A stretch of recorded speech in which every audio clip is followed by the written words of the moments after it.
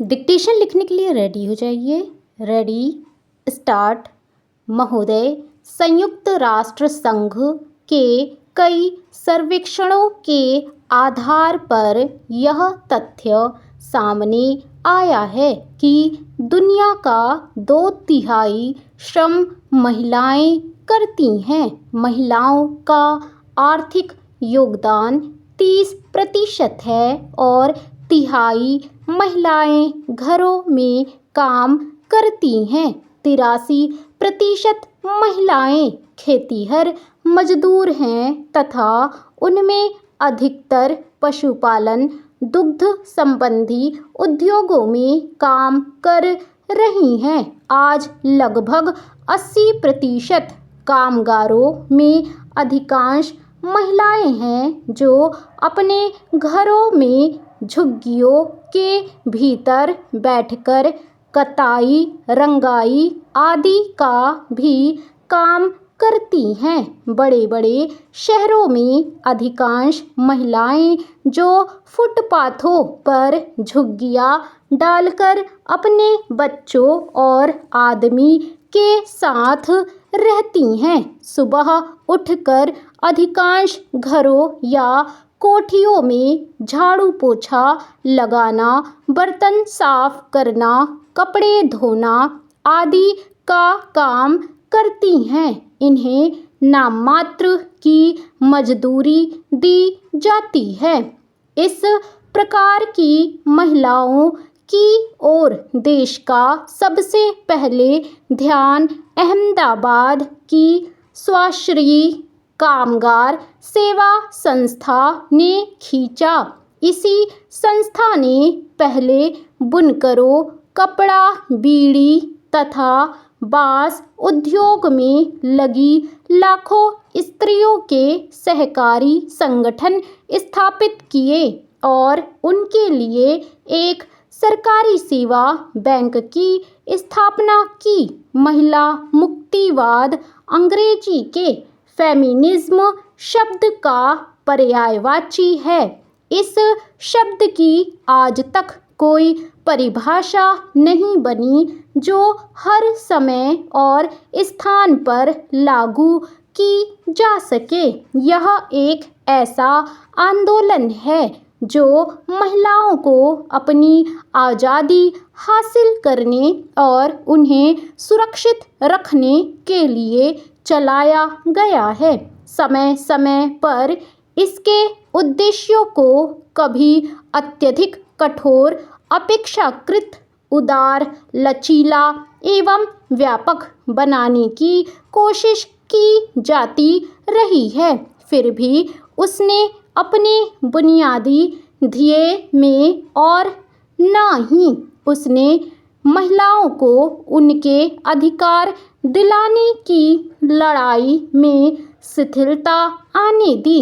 यह प्रश्न इस मुहिम के प्रवर्तकों और संचालकों को आंदोलित करता रहा है कि महिलाओं के किन विशेष अधिकारों की प्राप्ति के लिए इस संघर्ष को चालू रखा जाए। इस संदर्भ में यह ज्ञातव्य है कि औरतों के समस्त अधिकार परिवार के इर्द गिर्द घूमते हैं। इसलिए अधिकार प्राप्ति की यह लड़ाई पारिवारिक सुख सुविधा में अधिक बड़ा हिस्सा या कुटुंब संस्था को जड़ से खत्म करने में एक ही लक्ष्य के लिए लड़ी जा सकती है। आज महिलाओं की दुविधा यह है कि वह वर्तमान सामाजिक पारिवारिक यथार्थ को स्वीकार कर उसमें ही किस प्रकार अधिकार पाने की कोशिश करें। महिलाओं के अनुभव और आवश्यकतागत भिन्नता को पूरी संवेदनशीलता के साथ ध्यान में रखते हुए उनकी समस्याओं के समाधान हेतु चलाए जा रहे आंदोलन को अंतर्दृष्टि से जोड़ा जाए। दरअसल किसी एक समान मकसद के लिए दुनिया की सारी महिलाओं को एक मंच पर एक साथ लाना संभव नहीं है। जातीय, आर्थिक और सांस्कृतिक भिन्नता महिलाओं की समस्याओं में आड़े आती हैं, क्योंकि ये समस्याएं परिवर्तनशील होती हैं। यही वजह है कि आज तक विश्व की महिलाओं की समस्याओं को प्राथमिकता के आधार पर सूचीबद्ध नहीं किया जा सका। महोदय, हालांकि आज महिलाएं अपार इच्छा शक्ति लिए पुरुषों के समान अधिकार पाने का दावा पेश कर रही हैं, साथ ही चाहती हैं कि वे आत्मनिर्भर होकर स्वतंत्रता के साथ समाज में रह सके। इसके बावजूद ऐसी असंख्य महिलाएं भी हैं जो मात्र औरत होने की वजह से अभिशप्त हैं। कहीं कम अधिकार पाना उनकी मूल समस्या है, तो कहीं काम करने का अधिकार प्राप्त करना उनकी आवश्यकता। इस प्रकार भिन्न भिन्न स्थानों पर महिलाओं का मान व स्थान भिन्न भिन्न रहा है। उसके उदाहरण सर्वत्र बिखरे हुए हैं। सुखद स्थिति यह है कि आज महिलाएं भी ऊंचे ऊंचे पदों पर कार्यरत हैं। आज वे मात्र खाना पकाने वाली सेविका नहीं हैं, बल्कि सर्वसंपन्न गृहस्वामिनी भी हैं। उन्हें शिक्षा ग्रहण करने, मत देने तथा बोलने का पूरा अधिकार है। वे अपरिचितों से बातें कर सकती हैं, सभाओं में बोल सकती हैं, निर्वाचन में भाग ले सकती हैं। अब वे बंदी नहीं हैं, स्वच्छंद विचरण करने वाली आज़ाद भारत की आज़ाद नारी हैं। वे मनुष्य की सहकर्मी हैं, समान धर्मी भी।